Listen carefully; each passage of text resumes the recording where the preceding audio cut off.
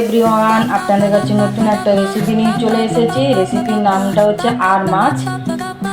চলুন আর মাছ কীভাবে রান্না করব আপনাদের দেখাবো। দেখুন, এটা হচ্ছে আর মাছ। আমি 1 চামচ নুন দিয়ে দিলাম আর 2 চামচ হলুদের গুঁড়ো।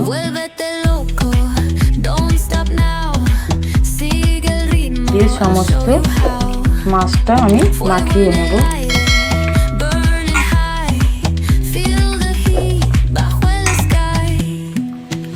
তারপর আমি মাছটা হালকা করে ভেজে নেব।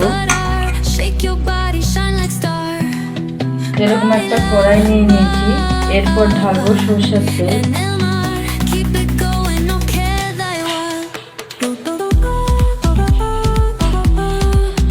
এরপরে আমি এলাচ আর দারচিনি একসাথে ভেজে নেব। এটা হচ্ছে দারচিনি, এলাচ হালকা করে একটু ভেজে নেব।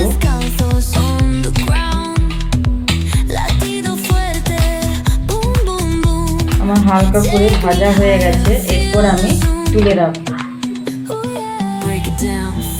এরপর আমি মাছটা ছেড়ে দেবো তেলের উপরে।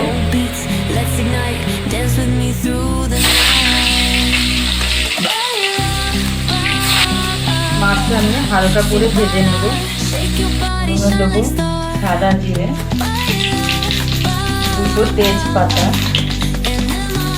তার আগে আমি আলু আর কাঁকরোল কেটে রেখেছি, এখন এটা লাল করে ভেজে নেব।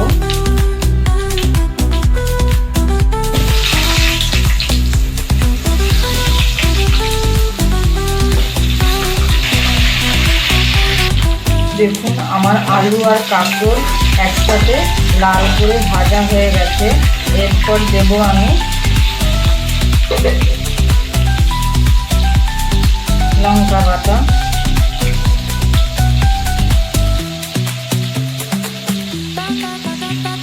আপনাদের পরিমাণ মতো আপনারা নুন নিয়ে নেবেন। আমি দেবো 1.5 চামচ নুন,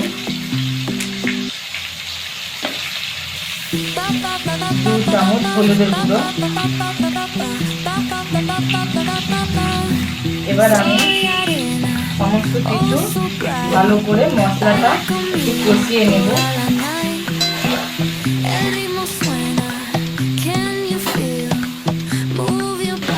এবারে আমি জল ঢেলে দেবো, এরপর জল ঢেলে দেবো।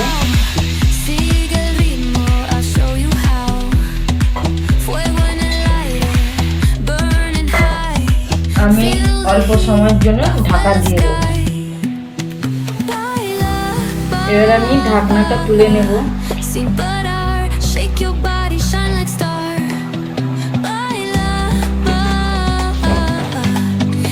দেখুন, আগে যে মাছগুলো যে ভেজে রেখেছিলাম, এরপর আমি ছেড়ে দেব।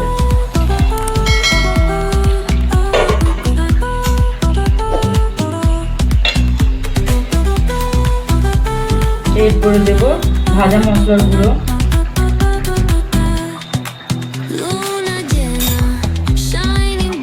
এরপর দেব গরম মশলা বাটা।